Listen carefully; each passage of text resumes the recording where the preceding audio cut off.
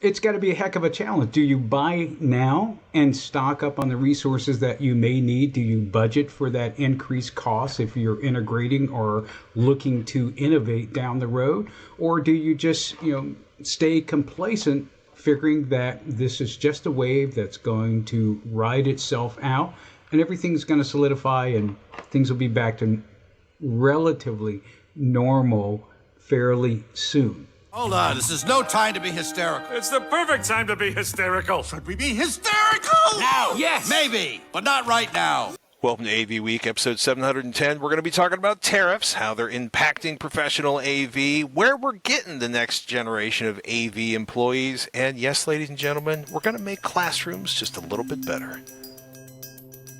This is AVWeek, episode 710, Tariffs and Professional AV. Don't panic, people. Good day, ladies and gentlemen. Welcome to AVWeek, episode 710. If you've noticed something right now, it's that this is not Tim Albright's voice. My name is Patrick Norton, and I'm in while Tim is doing the vacation thing this week. But fortunately, to make up for Tim's absence, we have a fantastic crew of people joining us here today. Willie Franklin, who has retired from Otterbein University, but is still doing DJ and events. Willie, welcome to this week's episode of the show. Thank you, Patrick. Always great to be here. So I'm going to ask, has the thrill of retirement passed yet? Oh, no, absolutely not. Every time the alarm does not go off, I love it. I covet that whole concept. Jenny Hicks, ladies and gentlemen, joins us from, I'm going to say it, Jenny, Dis, England. I have verified that it is Dis, and I am delighted by that. Group Head of Market Intelligence of the Midwich Group, bridging the gap between manufacturers and technical professionals. Is it spring yet where you're at? Do you know what? Today it was pretty close to spring. It wasn't raining, which is pretty rare for the UK. And there was some sunshine, but you still needed a coat. That sounds about... I never realized how far north England was till I was on a rugby tour there and realized that I needed to buy a jacket immediately getting off the plane. Goodness, George Pappas is the CEO of i5 LED, getting bespoke direct view LED displays out into the world. I miss Northern California weather. It's a beautiful place. And I enjoy the northern better than the southern. It's a little slower here, a few less people. The beaches aren't as nice, but, we have Lake Tahoe right down the street. So the surf breaks are really empty compared to Southern California, and you can surf and ski in the same day, which is something I really miss about Northern California. Goodness. I feel like everybody's feeling the spring. We're all in a good place, and I'm just going to completely destroy the joy everybody has right now by leaping right into our first subject of the day. It's a four-letter word. It's spelled tariffs. SCN got into tariffs on avnetwork.com this week. Tariffs and pro-AV expectations and strategies. For reasons of not shouting, I will, on behalf of Tim and everyone at AVNation, ask everyone to treat this like a hailstorm, like something that came out of the distance that you cannot stop whether you like it or not, and not get into broader political discussions. I'll just leave that there to just sit sadly in the corner, especially given the landscape of what we're dealing with right now. The tariffs are on, the tariffs are off. There's going to be a huge dog pile of levies coming on April 2nd. People are labeling it. Well, people are labeling it. I'll just leave it at that. Let's talk about tariffs, how it's impacting the industry. SCN got big into the idea of the fact that 60% of the U.S. supply of aluminum comes from Canada. I thought it was fascinating that they were really, really obsessed with aluminum, which I thought was an interesting point to take. But, there's a whole lot of stuff that's about to get more expensive, assuming the tariffs aren't pushed, assuming they'll get changed, assuming there aren't negotiations. How is everybody feeling? Does anybody want to volunteer to wade into these waters first? I'd love to, and my views may be a little unpopular. We manufacture both in China and Taiwan. And so it's not so much on the aluminum side. I don't use as much aluminum, casting products, but if it's a finished good, it's transformed into a different tariff code, right? So looking at that, but in the US, we've had the luxury of no VAT of sorts and all these other things that every other country's just used to. And so I don't think it's as big a worry as some people, because it's worldwide except for us. We were just used to the no in or very low tariff. And then there's the other thing. If we look at history of years past, we had the same immediate change in tariffs, and everybody had the frightened look on their face and thought that they weren't going to be able to buy milk because your direct view LED screen went up 20%. But within a short 6 months, that all subsided. And I think that we'll have the same wave this time, where it'll be a short scare and then equalize out like most things do. It won't be the tsunami. It'll be more like, the tide going up and down. Here, here, George. Unpopular view, by the way. I don't know if that's so unpopular, George. I personally feel like it's within the wheelhouse of most people's thinking.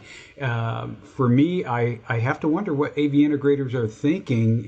At one point in time, there was panic, there was chaos, thinking about the disruption of supply chains.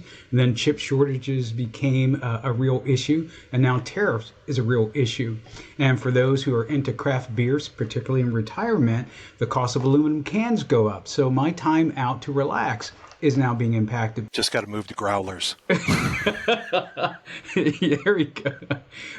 Yeah, but seriously, it's got to be a heck of a challenge. Do you buy now and stock up on the resources that you may need? Do you budget for that increased cost if you're integrating or looking to innovate down the road? Or do you just, stay complacent, figuring that this is just a wave that's going to ride itself out and everything's going to solidify and things will be back to relatively normal fairly soon? Fairly soon is yet to be defined, but we'll see how it shakes out. I can honestly say, as a retiree, still dabbling in that AV integration space because I do a bit of consulting, I don't worry so much about the tariff and the cost of aluminum because my projects currently are like one-off, so I'm no longer doing volume buying. But for those who are still in that environment and putting in those big orders, I'm certain there's a bit of concern. Hopefully we'll see it pan out and it will not cause a tremendous amount of disruption, but it will just cause people to think about their workflow and their budgeting processes. It's also interesting to watch people as they try to negotiate the idea that it's paid on the price at the border, not the final retail sales price or, whatever price. Jenny, you're working globally. Are people panicking? Are people ignoring this? Are people pointing their finger in the general direction of the United States and laughing? There's no wrong answer here. I don't know that they're laughing. There's a fair amount of anger in certain parts of the world. So I think with the biggest part of this for me in AV is Chinese component. So, however, if this was happening and we hadn't had the post-COVID chip shortage, I think we'd be more worried. But actually, everyone's a bit fatigued by supply chain issues now. We had COVID, that slowed down the demand. Then there was a chip shortage.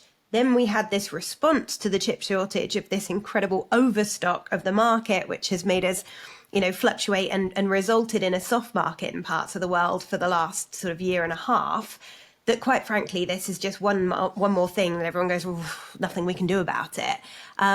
What it feels like to me, during that chip shortage, a media player manufacturer told me that what had previously, a component that had previously cost them 20 cents was now $5. They needed 12 of these chips in their player. So this tariff isn't going to make a huge difference. I think it's going to be well within the margins of manufacturers being able to swallow. The interesting part will be who moves assembly. So it's the complete product charge, particularly from China and Mexico, actually, that's going to be a problem. So with that, we've got who's going to price themselves out of the market, or who's going to move assembly to the States and thus incur the same amount of higher cost anyway because of the cost of labor and premises and so on. So I think everybody feels that it's unavoidable. I actually think I would rather be in the States for this movement because everyone's in the same boat. I'm expecting, particularly in like high-end TV and the more consumer panels, to see some of those Chinese brands realize they're no longer competitively priced for North America and flood the rest of the world with the stock by diverting it elsewhere where they can be competitive. So, you know, the TCLs and people like that, these big panel manufacturers who, you know, ultimately compete on price with the other big panel manufacturers and are going to be disadvantaged. So I think it's going to be a really rocky 2 years whilst we figure this out. And the biggest problem at the moment, no manufacturer wants to say what their plan is in case someone else has a better one. So they're all waiting to see what other people do to then gauge the reaction of the industry. Waiting to see which penguin gets shoved into the hole in the ice first to see what's underneath there. No, it's one of the reactions, you know, that I think has been interesting for me to process is, you know, I work in the marketing department over at CTI. You know, I spent, but, you know, supply chain issues were incredible for this industry. I also, you know, I spent a lot of time talking to people about home theater and consumer audio, and the number of times I had to explain to people why they couldn't find a subwoofer, which was a conversation I feel like I had 150 times in 2.5 years, because nobody really understands how supply chains work in the modern. Well, okay, everybody in this panel knows. Most people listening know, but it's amazing how people don't really understand that just in time means it's not here until it absolutely positively has to be here. And if it's on the wrong side of, you know, the ocean, we have significant problems, right? And for some of the reactions I got was, this doesn't scare me. You know, COVID supply chain issues created me 3 years of nightmares. 2008, that was a problem. You know, we can buy the stuff. We just have to pay more for it. I can make that work. George, you have a thought on that? Or did I mean, catch a whole bunch of thoughts. So quickly on aluminum, there was actually an abundance of aluminum components and extrusions for our industry, kind of already in warehouses in the U.S. So, you know, that's been a sales tactic of some people right now. Oh, we have it tariff free. How long will that last? How fast will everybody run to the shelves and buy their water before the, you know, storm hits, you know, kind of scenario. Some of them are taking a small advantage. I mean, we just bought some trusses for a project, and we bought it local in the Bay Area, in fact, and the warehouse is packed with truss, and they already increased the price by about 10% from, you know, 2 months ago, just because they could, right? So at least it wasn't the 20 or 60%. But then on the component side, you know, because I love manufacturing, that's where my heart really lies. And when I saw the chip shortages, we've always tried to have multiple types of components. So we, you know, you look at our BOM, here's 5 different chips, you know, especially in the capacitors. I know if you're a Xilinx or Altera kind of person, kind of hard to just swap out one for the other.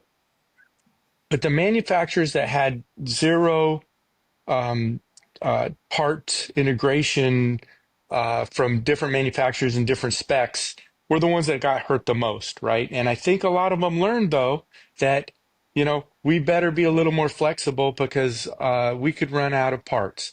So I do see that this time that people, if you're talking to them, they talk about, you know, substituting different parts to avert some of these things.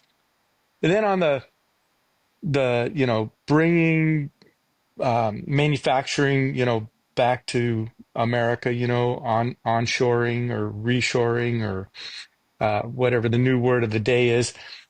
You know, I was at a conference last week. Robert Herjavec was there. I don't know if you know him from Shark Tank, but he talked about it, and I don't think he really understood manufacturing as much. He's more of a software guy, but it was brought up and he was asked.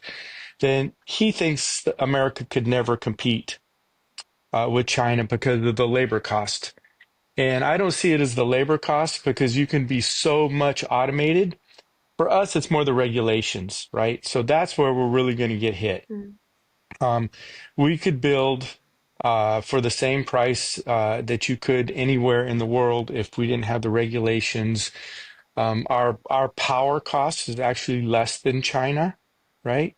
Our land costs, yes, is more than China, but we could do a fully automated. But we also don't have the subsidies. So we don't have the government coming in and saying, well, if you buy all this automated equipment from this other Chinese company who's building it, we'll give you a free loan and give you millions of dollars to open up a factory to keep us busy. So that's where, the differentiated is in, we don't have that kind of government support, and, we have the regulations. If it weren't for that, I think there would be a lot of American manufacturing, which would change the whole world landscape. We'll know more in 2 years. We'll know more in 6 months. I think the funny part of that is that the last couple of years, so many manufacturers, their sort of plan and pitch to everyone has been global pricing. So we're going to offer this global pricing for your global rollouts, and we're a global business, and you can buy at the same price wherever you end up. And we've created this network of specialists to do that. And that now all goes out the window because 25% is huge. So how can they guarantee those global prices? So that there's loads to figure out with this. But I think, it can also present an opportunity. And if you look at the chip shortage era, there were a handful of companies, one AV over IP company that did so well. They were verging on loss making in order to do it, just grabbing components from wherever they could at whatever price they could to continue supply. And it worked in their favor. And they're now 4 times the size and a major player. So hopefully there's some brainy people sitting in some rooms somewhere figuring out how to make this work for them, work in their favor. No, it's I think there was a lot of lessons learned that nobody really wanted to learn during COVID. But I think one of the things that certainly the AV industry learned was if you can't ship product for 2 years, you're going to lose market share in a dramatic and measurable way. All right, let's shift gears a little bit. I feel like this is the eternal question in commercial AV, professional AV. ISE Managing Director Mike Blackman and AVIXA Chief Global Officer Sarah Joyce say the AV industry's #1 issue, getting new folks into AV. And it's because the industry is growing too fast, and of course nobody knows that AV is a career.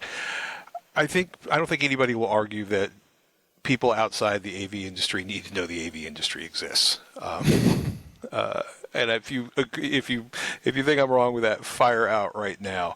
But, I've heard people argue that AVIXA's numbers, which are pretty spectacular, like 30% growth in a relatively short number of years, are a little aggressive. But I don't think there's any doubts that, the AV industry, especially here in the United States, spends, more time in many cases poaching people from one another than actually bringing people in, training them up, and creating career paths for them. I see heads nodding if you're watching the video. Who wants to join in? Who has thoughts? Boy, do I have thoughts. I don't think we're growing them like we used to. And I say that from a standpoint that I feel like myself and many others came out of the womb with a desire for AV. You just tinkered and you dove into it.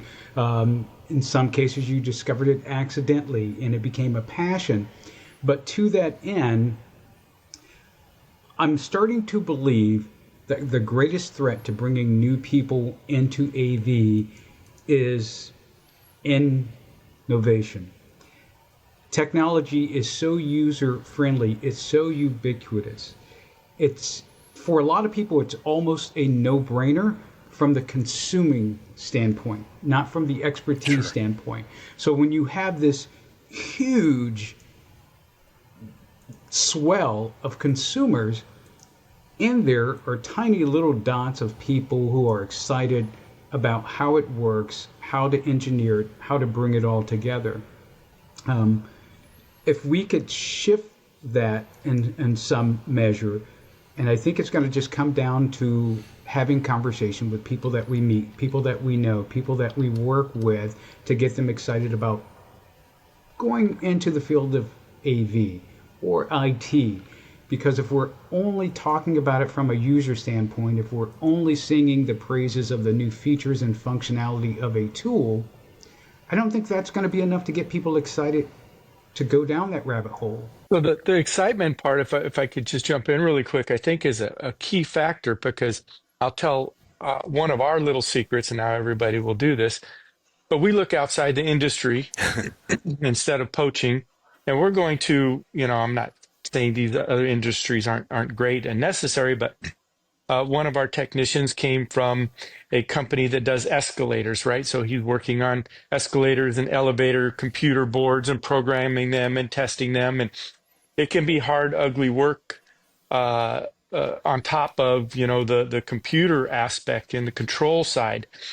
So now we have a person that understands logic, understands computers, looks at circuits, understands how to use a multimeter and ohms and connectors and software, a lot of things. And those industries actually train people very well. So that those trades in those other industries are great, but they're not exciting. So it is a little easier to get them over to us, right? And say, look at, you can put this huge direct view LED screen up and this whole sound system, and interact with a customer instead of running out because an escalator is broken down, and they just don't care about anything but getting it fixed.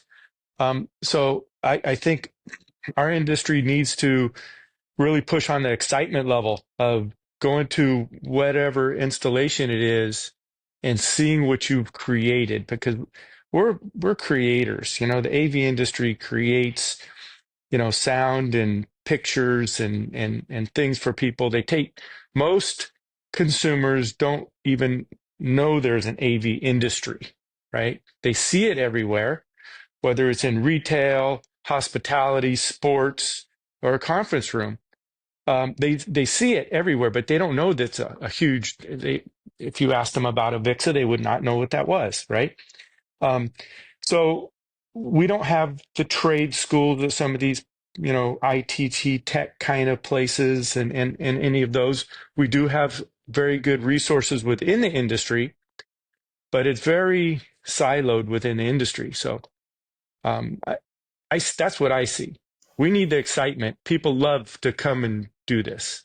I mean, people love, home theater and better phones and stuff. Do people outside of the trade show really know what the Consumer Electronics or the CEA does, the Consumer Electronics? I mean, thinking of parallels to AVIXA, right? The CEA, everybody knows about the CES show because it shows up on every platform on the planet in January when they're talking about all the new shiny objects. Do people really know about the CEA and sort of what goes in? I mean, I think people know about engineering on a very vague level. Like, I want to design phones. Okay, I want to design, I'm just asking, partially because I have a teenager and I would like him to be gainfully employed sooner rather than later. But I mean, Willie, I think there's always been kind of a natural path for hungry college students to start dragging cables around in exchange for tuition or food, And also, George, I have to say, is having been down underneath an escalator, I can totally see clean assembling of monitors, of panels, being so much better than crawling under an escalator. Yeah. I mean, much respect for both jobs, but and that is another thing. Obviously, looking outside of the industry. But Willie, is this do you find this being a problem, or did you find this being a problem finding people to work in AV in colleges and universities? Absolutely. Now, the students that we hired definitely appreciated the income of being student workers, but there were very few that really were excited about the AV environment, right? And for those who were, they got turned on pretty darn quickly. For me, it's all about giving people that opportunity to have hands-on. I mean, I think about a couple of young ladies who work for me that were art majors and had the opportunity to run audio for a live event in which the president was live streaming. Now, it was easy for them to assist me in the load in, and it was terrifying for them when I got out of my seat in front of the mixing console and asked one of them to take a seat and run audio.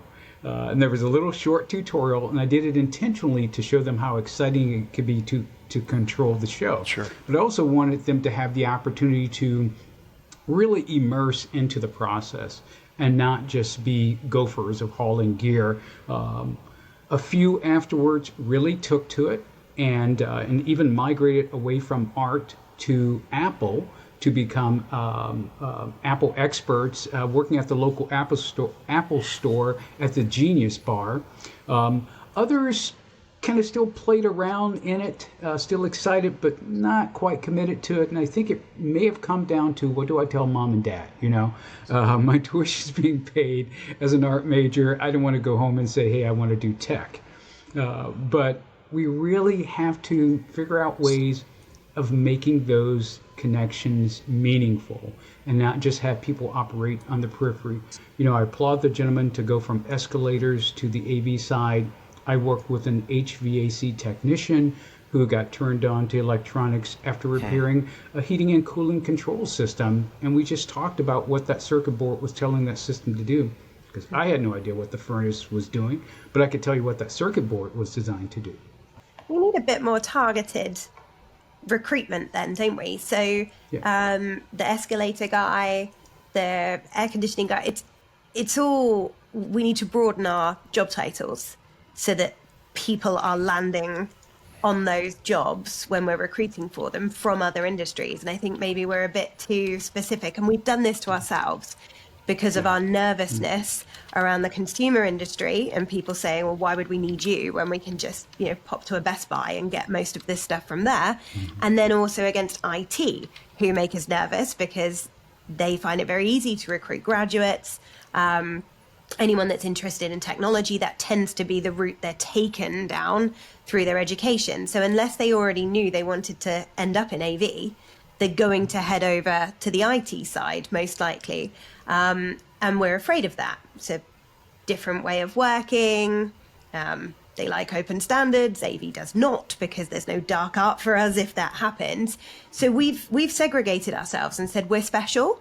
And we think we're so special, we put AV in front of all these job titles, and we're missing out on these people who might naturally find us. And I suppose the biggest thing is marketing, because you talk about how do people know about CES? How do they know about these companies? It's on your Facebook, it's on your LinkedIn, it's on consumer social media, not just siloed in the sort of professional LinkedIn space. So we're not loud enough. And the biggest problem is who's going to own being louder and who's going to spend the money on being louder. And that's, until we answer that question, it's difficult to move forward. But I also think we spend a bit too much time focused on college students and leavers. And actually, they've already started their path. They've picked their subject and they've got an idea, and the university's got an idea of jobs they can apply for immediately after graduation. We need to be hitting the high schoolers to say, did you know this is a possibility? And if you're off to study engineering, there's another section over here that you could come and work in. If you are a physics major, but you might end up being a satellite dish installer or something at the end of it, there's another industry for you here as well. So we've got to highlight where that interest is already there. Graphics designers would love to be in this industry because we make their stuff look cool. There's a lot of ex-musicians, that their understanding of audio is so good, their ear is so good. So they're great people. And I think that's the bit, finding that passion for video, content, audio, and then showing them that there's an industry for when they finish their artist career, whatever it is, come over here and use those expertise. They say the best salespeople of interactive displays are ex-teachers, and it's the exact same thing. I'm going to use that as as a quick pivot and into a bit of self-promotion for AVNation.tv, one of the articles we had up last week was talking about the best practices when designing and maintaining hybrid classrooms. And I can now, Willie, I can address your entire recent retired career. George, you can talk about big panels. Jenny, you can explain why people want big panels as teachers. This is great. Yeah. Gosh, who wants to jump onto that one? Because as I read the article, I find myself asking, okay, how relevant is that for me now? 3 years removed from it nearly. And I guess it's still relevant. How did I go about managing it and making it work? And I guess I entered it from its infancy when distance education was a thing, right? Right.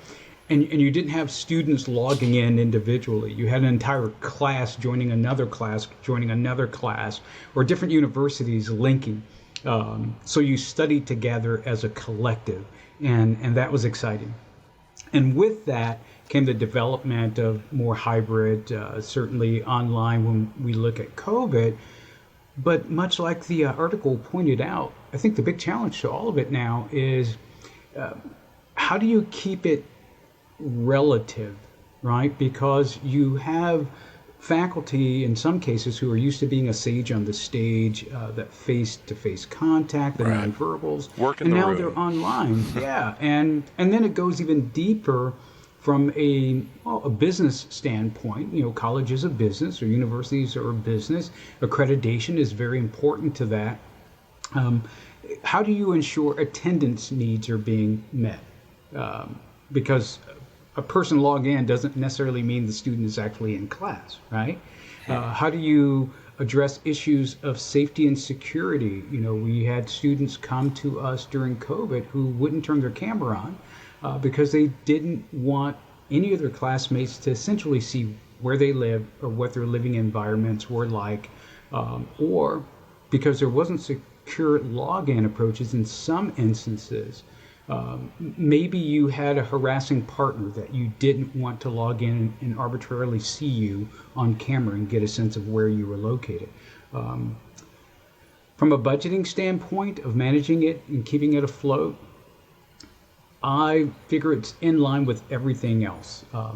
Innovation, automation, replacement. In some case, you rip and replace. I don't know. I feel far removed from it now because it's not my every day or every week or at least once a month strategic meeting thing.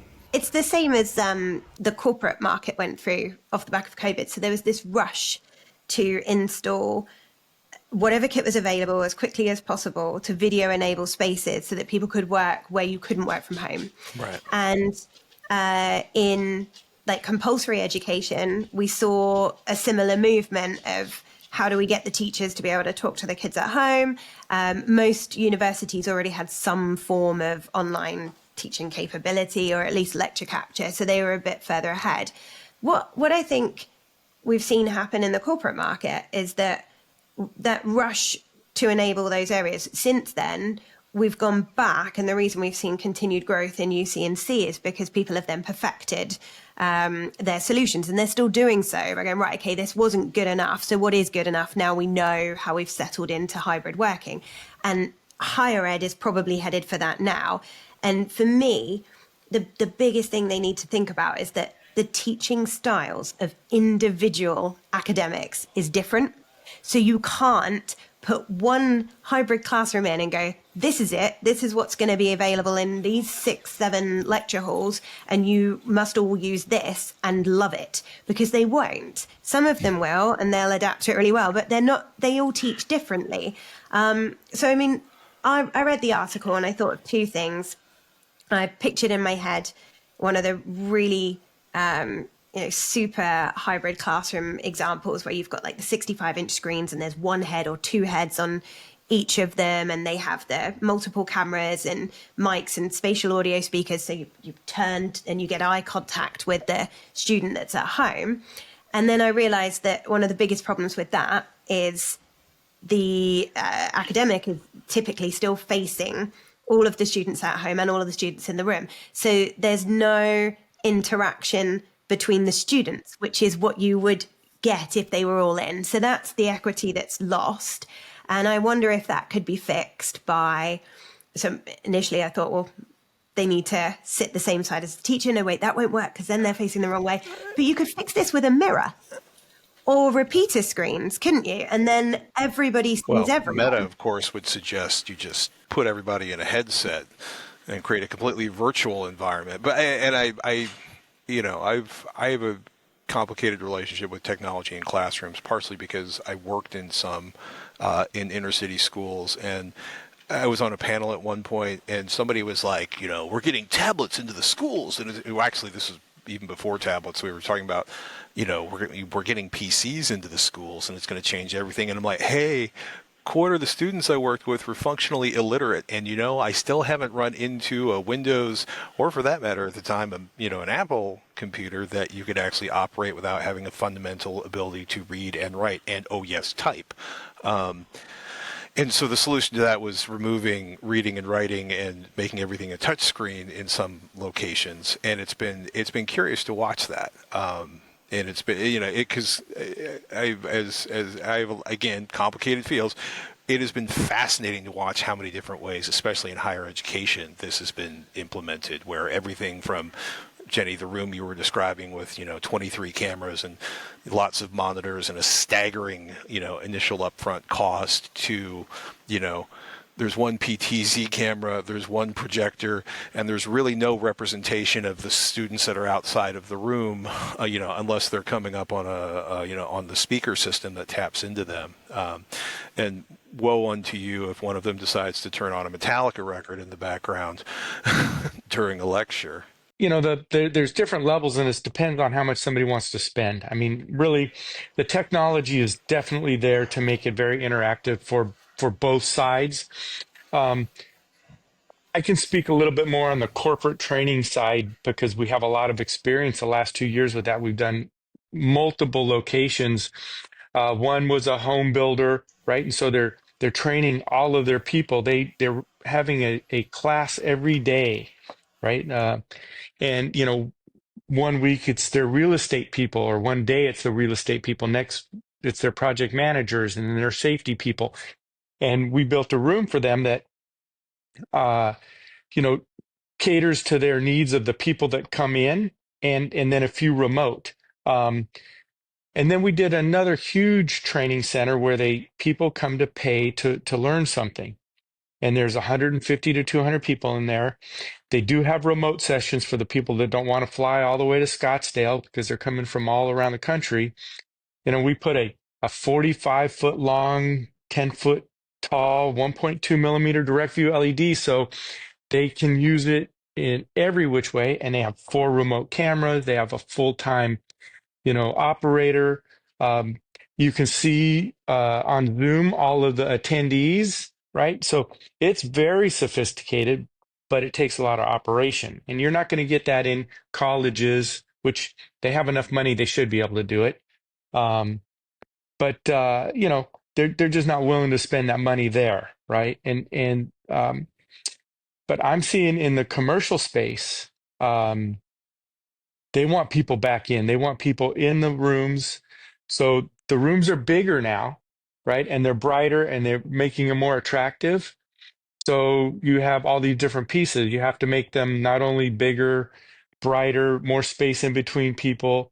That means, you move away from projectors into direct view. It means you really need those cameras that can track the speaker because you ask somebody in the audience and you don't have an operator. But the technology is definitely there. And now with AI, I mean, 90% of my meetings and Zoom and Teams calls, we use an AI bot to, give me a report and give me a to-do list, and these meetings are doing the same thing. So, but I think in person is coming back. The hybrid is there, but there's some people that don't want to drive to work. I deal with a few of those, and we'll always have those. I'm trying to have less of those. But the people that are motivated want to come in. They want to come in. They want to be there. If they really love their company and they really love what they're doing, they really want to learn, they're going to be in the seat. As somebody who commuted in the Bay Area and had to go to a studio, I respect not wanting to drive anywhere around Sacramento during rush hours in either direction. Yes. But you know, it has been interesting to watch, certainly as an AV integration company, watching companies fight back and forth over whether or not they need to prepare for more office space versus less office space and where they're going in the future. There's some people that thrive away from the workplace, away from the crowded learning environment, and in some cases they physically can't be there, or their neurodiversity means that they won't cope or they won't absorb whatever that learning material is if they're in the room. So I think there's going to be a place for this no matter where we land on the hybrid preference scale, because we've identified that we can do it, and we already knew that there were some people who would benefit from it. So in the name of accessibility, it will happen and it will continue to improve, maybe not on the scale that we saw immediately after COVID. But George, you said something before we started recording the podcast about, is there a red light to tell us if we talk too much? That's what's missing in this training classroom environment, isn't it? So if you are the presenter, if you're the trainer, what you get in the room is atmosphere. And atmosphere and reading people tells you if you need to change your teaching style and what your level of engagement is, and when you need to spot that person who's fiddling under a desk and go, let's ask you a question to bring you back into the room. So if we could have that above these, thumbnails of us in meetings, in classrooms, anywhere, saying engagement lost, this person's switched off, I can tell by their facial expression, or you can't see it, but we're fiddling, and maybe a total class score based on level of engagement, and then you can adjust and you can read the room in the same way. So I think that there's still quite a long way to go in terms of innovation, and AI will play a big part of it. I think there's some of the tools out there right now that actually can tell if you're, watching the screen, it's seeing your eyes, but you could watch the screen, but your screen could be off to the side. You could be a thumbnail up here and you could be typing something, right? And a lot of the software does give that engagement feedback, right? So you can tell who was engaged, who wasn't. I mean, I think there's a lot more technology, and this is where, is AV and in our world, are we the right people to teach and to promote all of these, features? Because, I think our industry is still a little segmented. There's some guys that specialize, in the video part, and some guys the audio part, and some guys just the integration. They just want to pull cables and throw things on walls. We're starting to see it come together, but until more people come together as one, you're not going to be able to teach people on the outside what's possible. I love all aspects. I'm better in the video part, especially direct view LED. I use LCDs. I love the sound part of it because it's part of it, but I don't know it as well. But it's there. I think we're there. I just don't think we're, as people, have sped up to the technology. The technology's finally passed us up. And with AI, it's going to even be harder for us as people, as humans, to keep up with the technology. To compete. No more stick shift. Well, the running joke here in St. Louis is the best way to make sure your car doesn't get stolen is to have a stick shift. Yeah. Wow. Yeah. Yeah. Which I thought was really silly till I actually heard someone go, "What's that?" And then they had to be explained what a stick shift and a clutch pedal were. Fortunately, my children will not have that problem. Though they can be boastful amongst their friends. Yeah. Well, they learned how to shovel when they were 5. There's just a certain base level of engagement with the universe I think is necessary in the next generation of humans. Yes. Call me old-fashioned, but ladies and gentlemen, Willie, Jenny, George, thank you so much for making the time for AVWeek and joining us here in episode 710. I want to thank you all. We have links to where everybody works I will find a proper link for you, Willie, for the DJ services for anybody in the Columbus area that needs a little live entertainment. Franklin DJ Services at gmail.com. It's the fastest way of getting to me. Jenny Hicks at the Midwich Group, bridging the gap between manufacturers and tech pros. And you may have noticed George is working at i5 LED, dealing with direct view LED displays, and they are very, very pretty if you have not seen one. Thank you. You're welcome. Thank you so much for joining us in AV Week. I'm Patrick Norton. Thank you all for listening. The network for the AV industry. What are you listening to? This is AV. This is AVNation. This is AVNation.